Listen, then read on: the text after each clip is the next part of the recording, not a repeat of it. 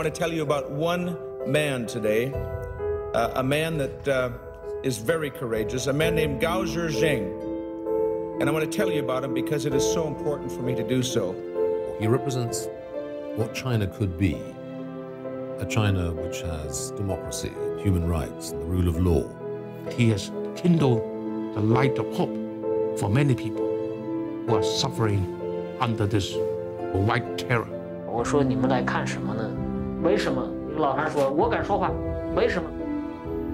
我不知道你名字，但是只要是共产党打压的人，他一定是个好人。哗的一群老人鼓掌。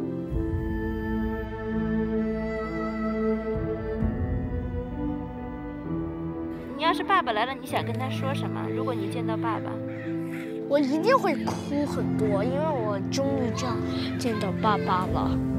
一直都做梦，然后梦见我爸爸就是死掉了。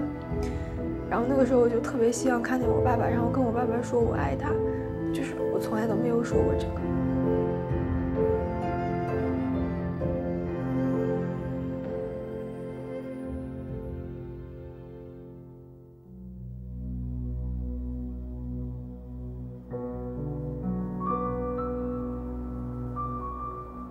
In a cave, carved out of the Lost Plateau, with no electricity and no clock to tell time, this was where Gao-zhi was born and raised.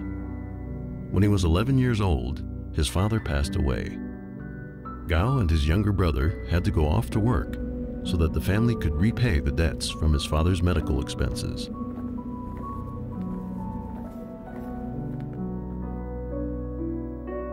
In 1980, Gao was 15 years old. He and his younger brother were working in a coal mine in Huangling, hundreds of miles from home. As often happens in Chinese mines, one day, part of the tunnel collapsed. It crushed Gao's brother's leg and broke it. The boss fired both brothers and refused to pay them a cent for their work. Gao left, carrying his brother on his back and wondering where life would take them.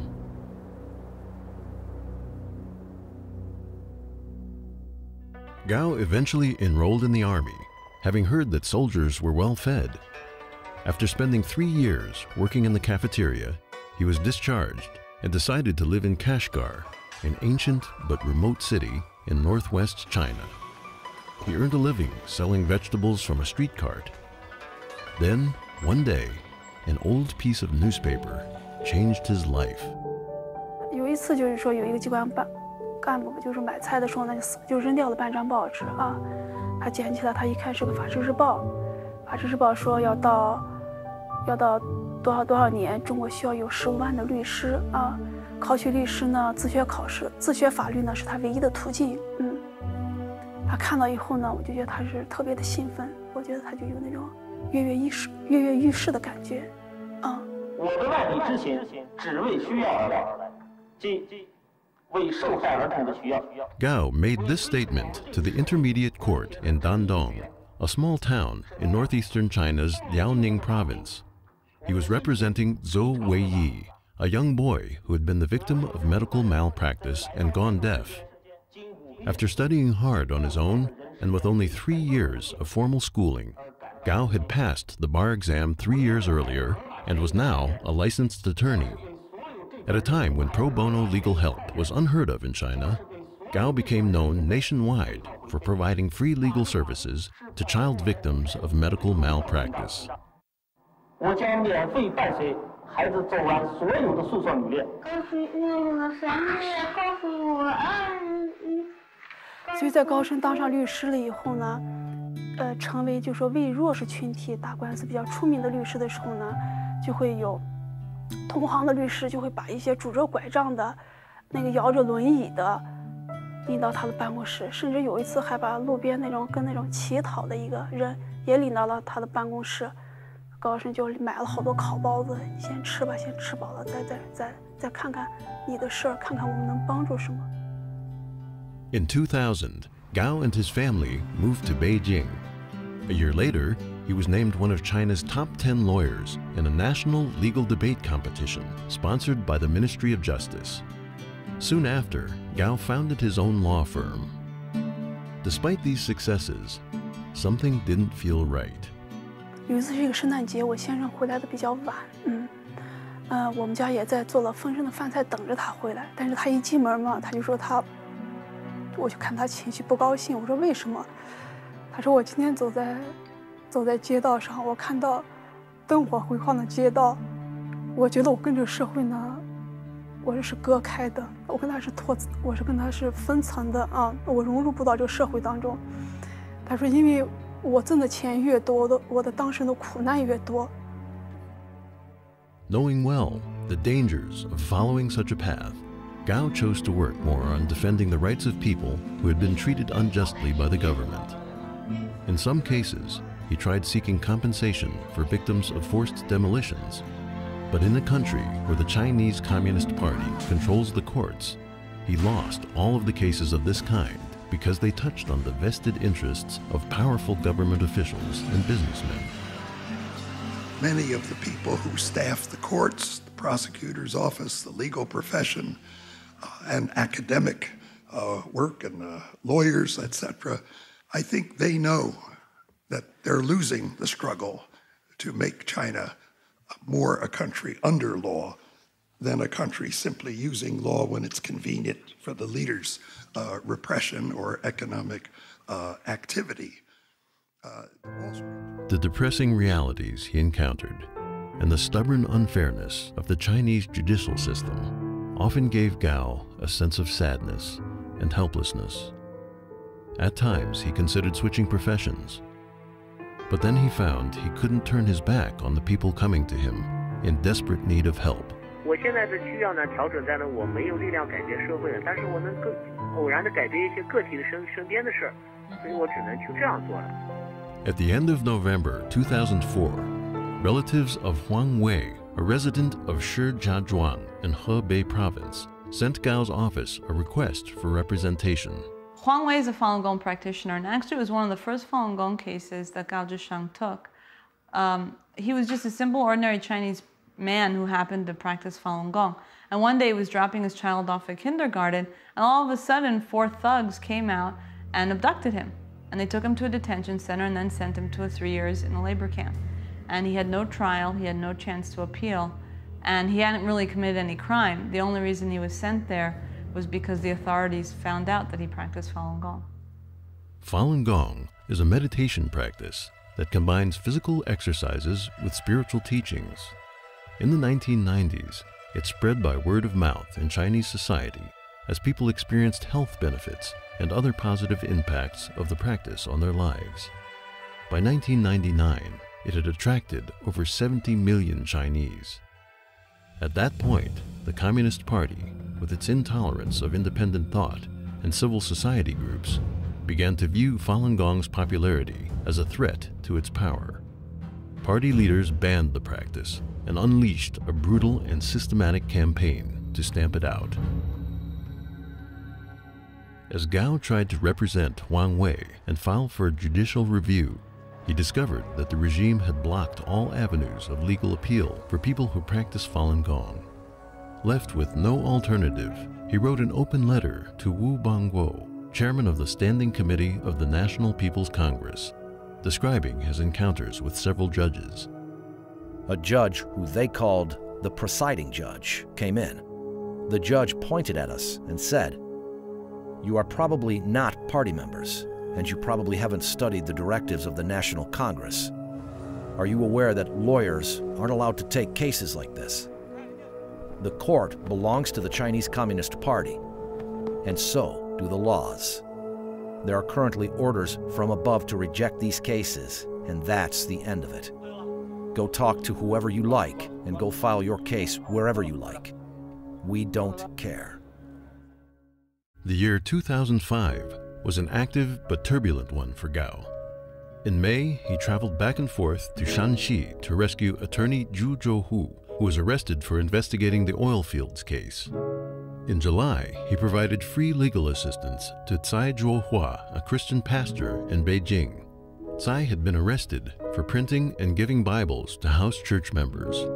Also in July, villagers in Taishu in Guangdong province tried to recall their local officials based on China's law for organizing village committees. The authorities responded with riot police, violent beatings, and arrests of protest leaders. Guo Feishong, an activist assisting the villagers, was also arrested, and Gao took his case pro bono. Then, in October, Gao traveled to Shandong province. He interviewed dozens of Falun Gong practitioners who had been persecuted by the regime. On October 18th, he published an open letter to China's top leaders Hu Jintao and Wen Jiabao, relaying the findings of his investigation and calling on them to end the campaign against Falun Gong. Within days, the regime's security agents turned their attention to Gao. 就在20号早晨天不亮送孩子上学的时候，我们发现一些异样的东西，就是说有2位不明身份的人从我家门口一直跟到公共汽车站，然后跟到我孩子去上学。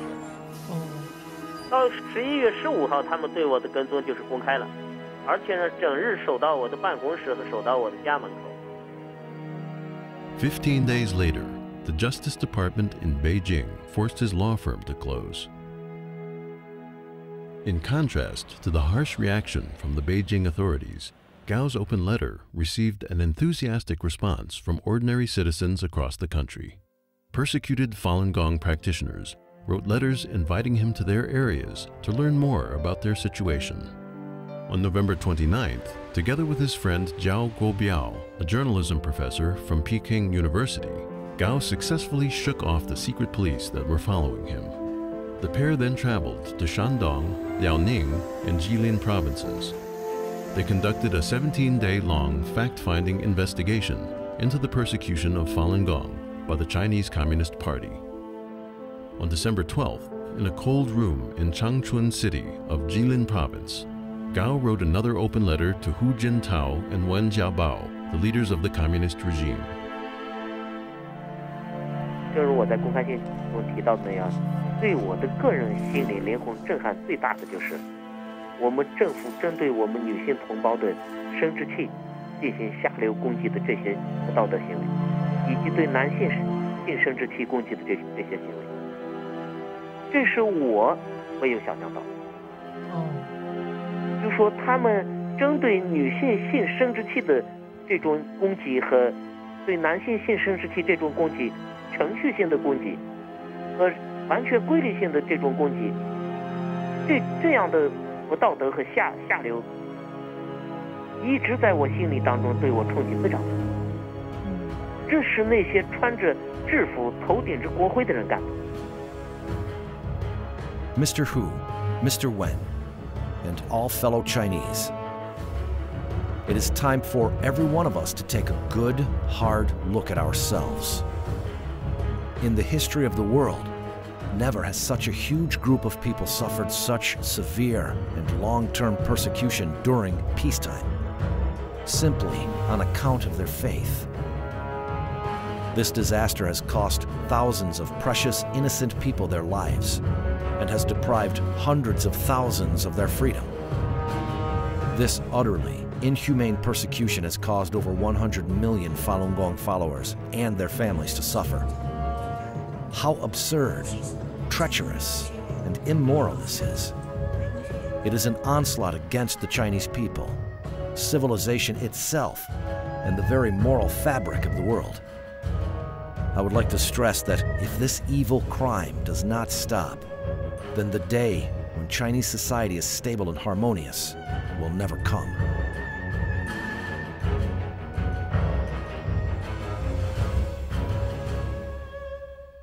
The day after publishing the open letter, Gao also published a statement declaring his withdrawal from the Communist Party in the Epoch Times, an independent Chinese newspaper based in the United States. He called it the proudest day of my life. 您知道是这一次的调查和那些走下老虎凳的人的一起共同生活，是他们实际上是他们的精神帮助我摆脱了这种精神羁绊。也就是说，我们感觉到我们民族处于一种极度危险的时刻。那么我个人为了保住一个律师资格，为保住我自己的律师事务所，而不去和人民站在一起的时候，这是我的羞辱。所以我最终选择了退出这个杀人集团。Gao's speaking out for Falun Gong and withdrawing from the Communist Party touched the party's most sensitive nerves. The regime reacted with tighter surveillance and ever-increasing threats. 这辆上海大众没有牌照的。对，他们跑掉了。这辆车也是。这个也是的，这个也是的。哎，这个就这个跟上了。对，看到了，看到了。对，回家设就行了。回家车号设上。他没有带车号，他是一个没牌车。他闪着这个，闪着大灯，他不让你看得见。看这个都是的，看到了没有？看到了。看到了，看到了。快，两个都是没有牌照的。11 days later, Gao was driving home, and there were very few cars on the road. Suddenly, the car in front of him, whose license plates were covered with newspaper, came to a halt. Gao almost crashed into the back of that car, but slammed on the brakes just in time. He got out of his car and tried to check the license plate at the front of the car he'd almost hit. The driver then suddenly hit the gas and tried to run him over. Gao quickly jumped into a nearby flower bed to escape. As the car drove away, its license plate was exposed. It read capital EB8233. At that moment, he realized something. This was the same number as one of the secret police cars that had been following him for the past few weeks. 很多朋友都告诉我，中共要抓你，或者说他要干掉你。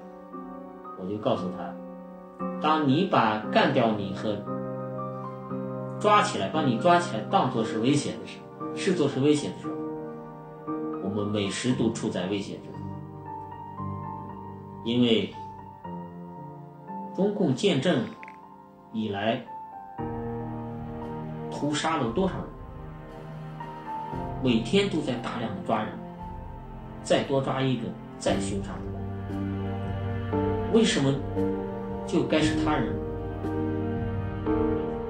With constant police harassment making it impossible to live a normal life, Gao left home in March 2006 and traveled around China for 6 months. Wherever he went, people would approach him to express their support and admiration, ignoring the risk of punishment by the secret police, who were never far behind. Speaker, I move to suspend the rules and agree to the resolution H-Con-Res 365. Meanwhile, recognition of Gao's work and courage was also growing outside China. 365, concurrent resolution urging the government of China to reinstate all licenses of Gao Ge-sheng and his law firm, remove all... Lawyers like Gao Jingsheng, who dare to follow the law and represent clients, are harassed, threatened, beaten, forbidden to practice, moral courage and imprisoned. Is a rarer commodity than bravery in battle or great intelligence. Yet it is the one essential, vital quality for those who seek to change the world which yields most painfully to change. End quote. Madam Speaker, Chinese human rights lawyer Gao Ge-sheng is precisely the type of individual Robert Kennedy had in mind 40 years ago in Cape Town. 2 months later, on June 4th, 2006, European Parliament Vice President Edward Macmillan Scott called Gao. We spoke for 4 hours about the situation in China, his own perceptions of the persecution of Falun Gong, which he'd investigated the year before. Bearing in mind he's a Christian, he shared some thoughts with me about his own religious feelings and about the future of China. Back in China, Gao was in Shandong province, visiting his sister and brother-in-law who was dying of cancer. It was August 15th, 2006, more than 10 months since secret police had started following him. That day, police broke in and took him away. 最快的速度来了以后，就人直接上来就坐到我嘴巴上，然后一个人把我这头发一把揪住以后，迅速的用那个黄胶带在我嘴巴上缠了进去了。缠了几圈以后，把我拖到地下以后呢，2个大汉就踩到我2边腿肚子上，就让我跪在地上。跪下以后，就开始那个蒙眼睛，拿那个黄胶带又在眼睛上蒙了几层，然后套头套。头套一套以后呢 Still barefoot and wearing only a pair of shorts, Gao was forced into a police car, a black hood covering his head. His shirt had been torn to pieces by police. They drove for 9 hours, taking him back to Beijing and to the city's number 2 detention center. As soon as they arrived, Gao was taken to an interrogation room. He was shackled to a chair, and 2 strong beams of light shone into his face. He was no longer addressed by his name. From then on, he was called 815. 这天晚上4个不明身份的人来审我。你知道这是双方的第1个回合见面，对方呢也是经过机密设置的。这4个人的可以看出来，明显是他们的一个头目，就在我跟前来回踱着步。815啊，你现在知道我党有多强大了吧？今天这一切你还没有看出我们党的强大吗？我说我有一点比较欣赏你，你是一个说真话的人。我当时跟他说这个原话，我说你应该是在中国内部不多的说真话的人。一般这种场合的话，我说的要点脸面的话，都说要依法对你如何如何，你直接就是谈你党的问题。我说815，不要给我油嘴滑舌了。2样东西绝不是一时的兴趣，一样没收你的全部财产，一样判你无期徒刑。判无期徒刑这个过程还是要走的。另一样我们已经做完了，你家里我们1分钱没有留。 Gao's home in Beijing was searched thoroughly. The police took away all the electronic equipment, cell phones, documents, and deposit books for accessing their bank account. They left the family with only a television set and 300 Chinese yuan in cash, about $40. A team of policemen then moved into their apartment to monitor his wife and 2 children around the clock. The kids were 13 and 2 years old at the time. 我说能把灯拉灭，我说因为那小孩睡不着觉，小孩就灯一亮他就不睡觉，他们说不行啊。然后在我们睡觉的房间里面都会坐有警察，门都要开着，房间里每一个房间都会坐一个警察。然后就说像洗澡，你上卫生间洗澡洗手，他们都要有一个人在那看着。The attack on Gao and his acquaintances was a carefully choreographed plan executed nationwide. On the same day Gao was abducted, police officers surrounded the homes of his relatives in his hometown in Shanxi, while dozens of suspicious people began following his in-laws in Xinjiang. Within days of Gao's abduction, numerous fellow human rights advocates were either put under house arrest or taken away by police.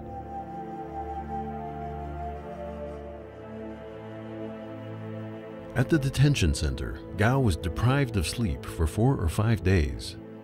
At any given moment, he would either be forced to sit on a hard surface or be chained to an iron chair and interrogated with strong light beams in his face. To protest the mistreatment, Gao went on a hunger strike. After 3 days, an interrogator whose last name was Xiao came to see him. 就这个姓肖的给我讲的，绝食吓唬不了我们。我们这里面有一套成熟的对付绝食的办法。第二，我给你透露一点秘密。我们这次执行的是一个有机的整体方案。你绝食，你的老婆和孩子就休想喝上一口水。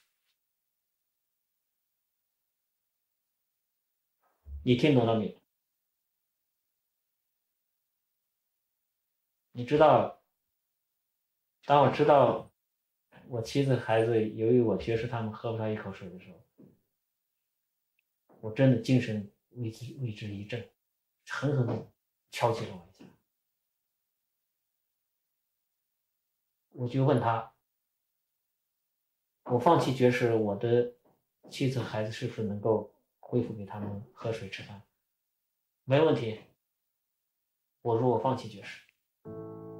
October 6 was the Mid-Autumn Festival that year. It was the 53rd day since Gao had been abducted. It was also Geng He's birthday. That day, the Beijing Public Security Bureau brought Geng He to the detention center to see Gao. It was the first time they had met since he had been taken away. The police had put a lot of pressure on Geng He to persuade Gao to surrender. 他们给耿和做了很多工作。你知道，当时一个母亲能给折磨两个孩子，给母亲讲要毁掉这两个孩子的一切。我们耿和啊，倒不是说我喜欢这样的存在，但是呢，中国女性这种传统的嫁夫随夫这种传统的美德啊，在她身上都有。如果她是一种美德的话，从来不求我，从来都是听我的。好在呢，我不胡来，我不是说她听我的我就保护，我就。她突然站起来给我鞠了一躬，那小高，我求你了。一说我马上就眼泪流出来。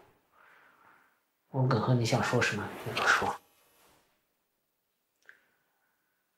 他说：“你知道我和孩子现在的生活在一种什么样的状态下生活吗？”我说：“我现在不想知道。”我说：“我现在不想知道。”我说：“你肯定清楚我为什么不想知道。”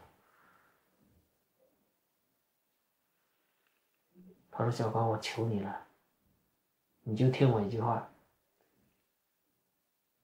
你就从现在起，你什么都不要想，什么都不要想了，就为我和孩子活上几年，行不行？我没有做任何思考。我说耿和，行，没有问题。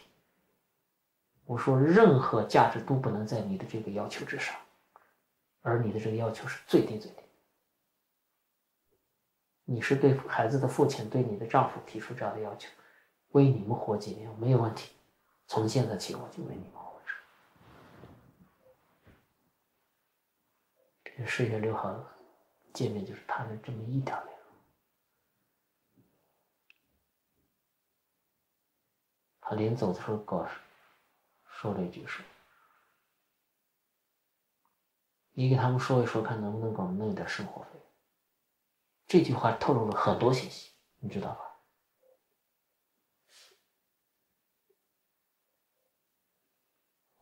这最简单的一句话，把所有他们在外面的处境全部勾画清楚。A month later, the situation took a turn for the worse. On the morning of November 14th, the secret police who were following Geng He beat her up on the street after she asked them to stay a little further away.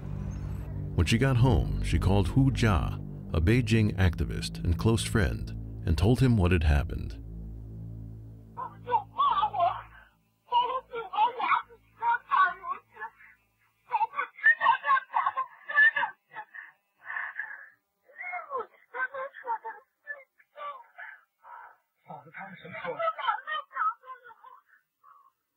At the detention center, Gao was informed of the attack. That night, he refused to have dinner. Then, he asked to meet with the interrogators. 你们要怎么样？现在开始给我提出来。认罪，还要写悔罪书。我说我能得到什么？你的妻子孩子，只要说你的悔罪书我们满意了，妻子孩子就能得到5000块钱的生活费，不少吧？我说没有问题，没有问题。我说写东西对我来讲是一个技术过程。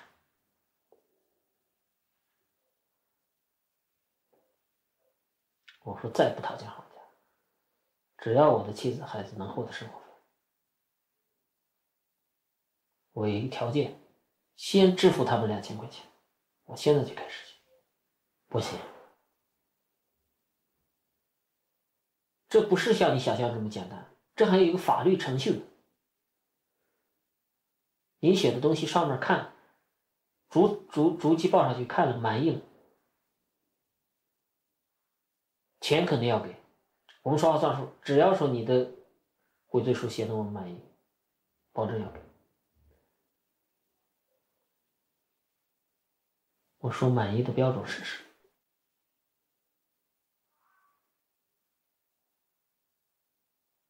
其他的都可以忽略不谈，必须承认法轮功问题全部是捏造的。我说那我的妻子孩子就要饿死了。如果你在这个问题上没有任何弹性的话，就让我妻子孩子去死。你不要着急，发扬可以文字上商量。In order to get back 5,000 yuan of his confiscated money for his wife and children to live on, Gao began writing a repentance statement. Within a week, half of his hair turned gray. Still, the authorities were not satisfied with his statement. 最后面试的所谓的悔罪书样稿是他们拿出来的，我超疼，我什么都不想了。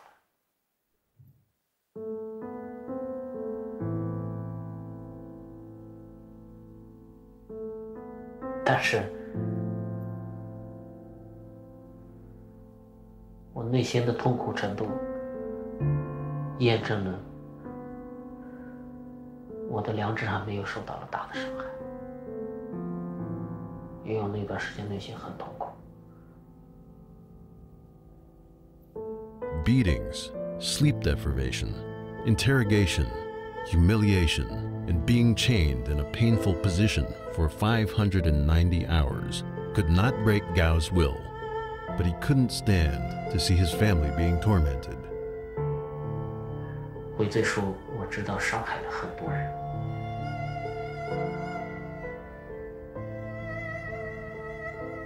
伤害了很多我相信的人，伤害了很多我原本想保护他们的人。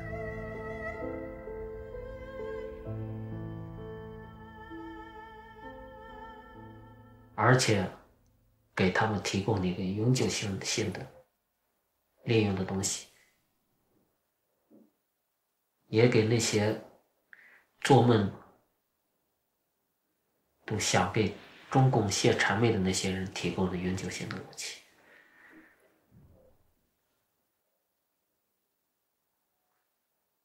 我自己不是一种虚荣，不是一种完全的爱面子，但是这个东西在我人格深处划了一痕。On December 12th, 2006, Gao was tried in secret at Beijing No. 1 Intermediate People's Court. His family was not notified, and his defense attorney was not present. He was found guilty of subversion and given a suspended 3-year sentence with 5 years probation. 10 days later, Gao was released. A few days after he returned home, Gao was abducted again and forcefully removed from Beijing. He was held incommunicado. Meanwhile, the repentance statement was publicized and drew different reactions and speculation, including disappointment from those who read it. Yet, as Chinese New Year approached in February 2007, many people still sent their greetings to Gao. 那么，尽管是见不到他，尽管是我也很难有把握说把这个音讯直接能让他知道，但是我还是想要说几个，就是给他道贺一声新年好吧，因为过去的这一年对他家里来讲是最黑暗的一年。我希望从此就拨云见日了。希望他们家人在这新年的身体健康了，平安了。祝福他一家人能够团圆，生活在一起。很长时间没有跟您话了，很惦念您。我个人向您全家问好。 Even as Gao was under constant surveillance and forced to give up his legal defense work, his influence was still being felt. Other lawyers courageously picked up where he left off, trying to defend Falun Gong practitioners in court. At the end of April 2007, in Shijiazhuang, a city 400 miles from Beijing, 6 lawyers disregarded the regime's threats and presented a historic defense of freedom of religion before a Chinese court. They defended Wang Bo and her parents, who were being put on trial for practicing Falun Gong and distributing information about the human rights abuses suffered by practitioners.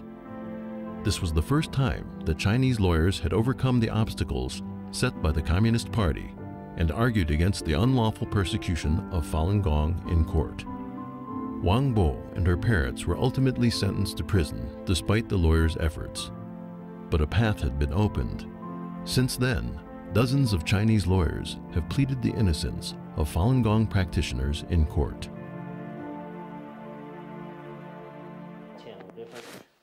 Meanwhile, in July 2007, a reporter from New Tang Dynasty Television, an independent Chinese station based in the United States, took a risk and visited Gao at his home. 现在厨房一半的活是我干，3顿饭的洗碗、烧水、烧开水、灌开水这些事儿都是我的。厨房里面的卫生收拾，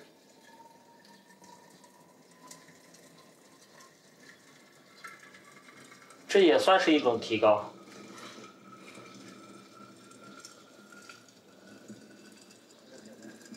这是我们家庭唯一的意外收获。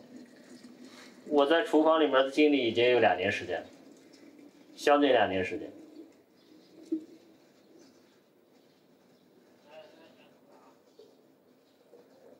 这实际上向耿和澄清了一个事实，就说他过去说我不愿意进厨房，这不是真实的。事实上，当条件具备的时候，我还是走进了厨房。From the footage, one can see a Gao with more smiles and restored confidence. Every day, besides helping with the housework, he focused on reading, thinking, and writing. 我也做了很多的笔记，一个是中国需要什么样的政府。最近在研究这2本书。中国需要什么样的政府？然后这是美国制宪会议的辩论。这个书比较对内容比较重，这2本。On September 8th, 2007, Gao published a declaration in the Epoch Times, nullifying his repentant statement and rejecting all of the communist regime's charges against him. 2 weeks later, Gao's open letter to the U.S. Congress was published. Today, as we approach the Beijing Olympic Games, I ask you to pay attention to the ongoing human rights disaster in China and wish you to forward my appeal to the whole world. I ask you to seriously consider the outlook of morality, justice, and humanity for today's mankind, as well as to what extent such values are undermined in China. In a world where the mainstream political forces value profit above everything else, where morality is sneered at, we tried in vain to urge the International Olympic Committee to perform its duties. But still, I choose to express myself in a way that has almost led to the annihilation of my whole family. I choose to present to the international community what is happening in China, the vivid scenes going on in parallel with the preparations for the Olympic Games, but that are totally against the Olympic spirit. Though at this moment, people are busy congratulating themselves on what they have gained from the coming Olympic Games, I choose to do so despite the danger it may bring to myself, because I consider it my obligation as a human being and as a Chinese person.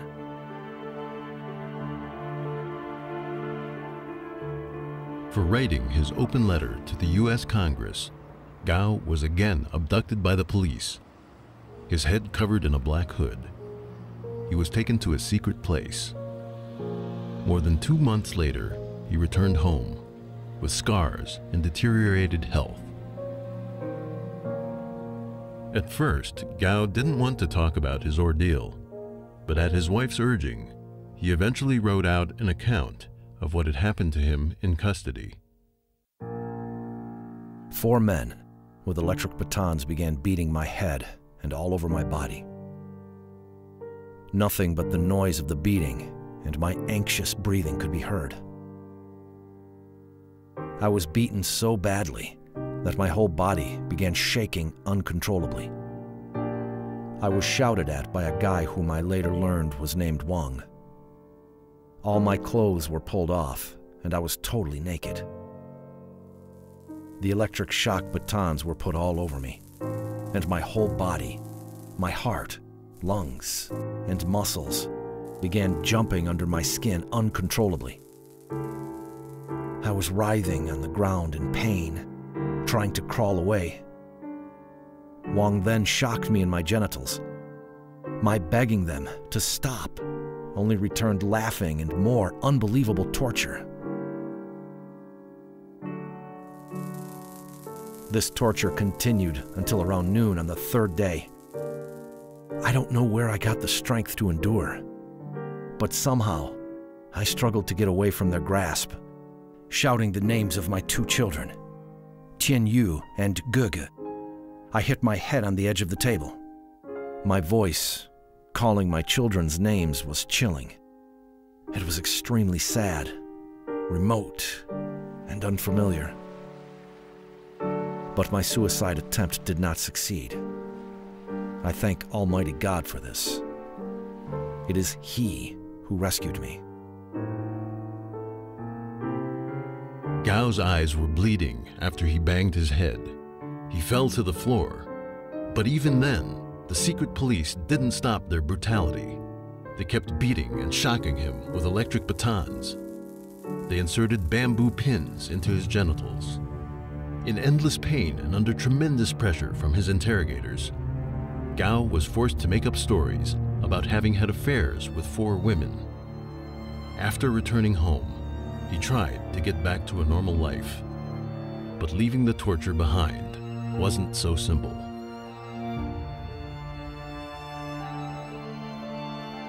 就是说他在家里吧，他在家里就是说他很愿意活跃气氛啊。他在我们家有限的空间中嘛，他就活跃气氛，就带着孩子玩呀，带着哥哥玩，带着那个小的玩啊。 比如说自编自导的那种小娱乐节目啊，哄着孩子又跑又跳又上床的那种啊，就那样。但是我就不参加到他们的其中，我的性格不是那样子，我的心里吧也特别沉重，因为高升受的这些苦呀，在我脑子里面我忘不掉，啊，我忘不掉。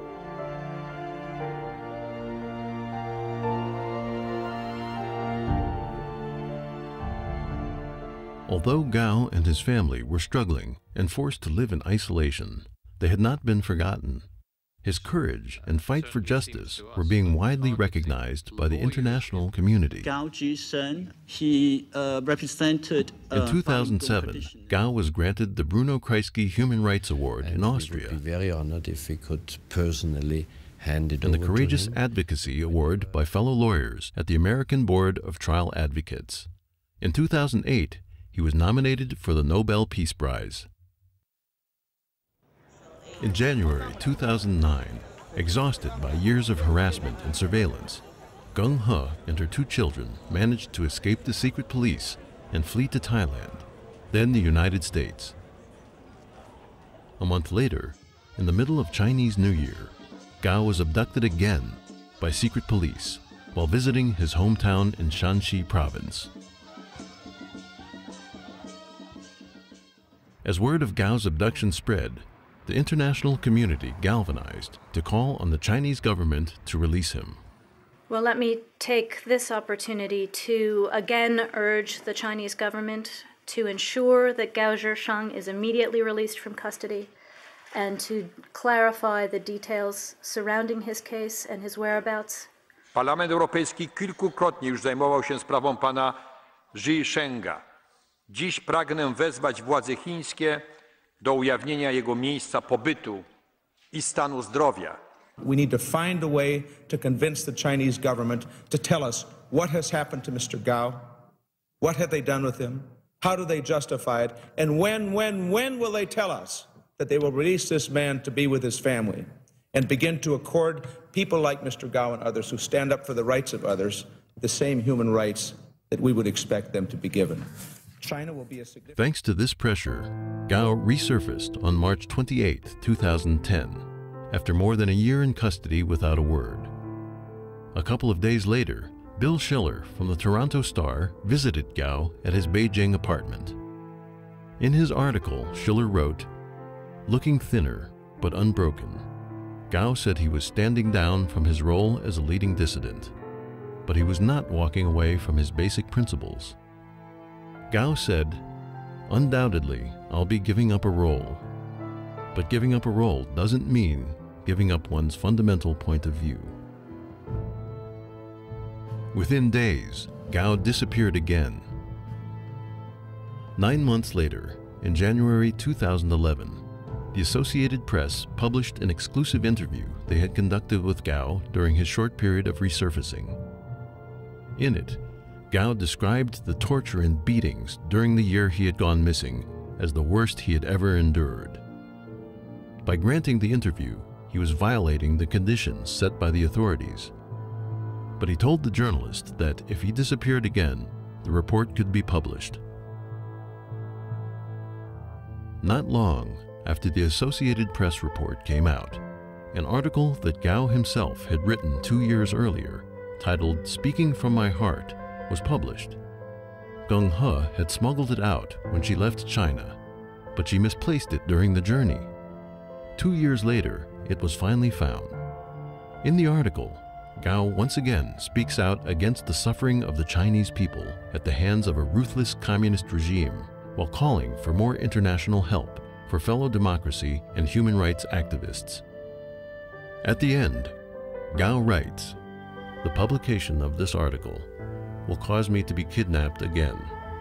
Kidnappings are part of my normal living now. If it comes again, then let it come." My experience with Gao Zhisheng was that he stood up for justice and the rule of law, which was admirable. He was persecuted for it, which was deplorable. But what was striking was that he stood his ground as the persecution continued and accelerated. He couldn't help but know that as he was standing up for human rights, that he was going to be persecuted for it, but he did it anyways. To me, well, I hope never to be in a situation like Gao Zhisheng found himself, but if I were, I would hope to behave the way he did. His behavior was exemplary. 妈妈，你一直在这说救爸爸呀！看人家宝宝是很小可怜的事，妈妈再讲啊，是啊，你说我是不是？我就觉得这些。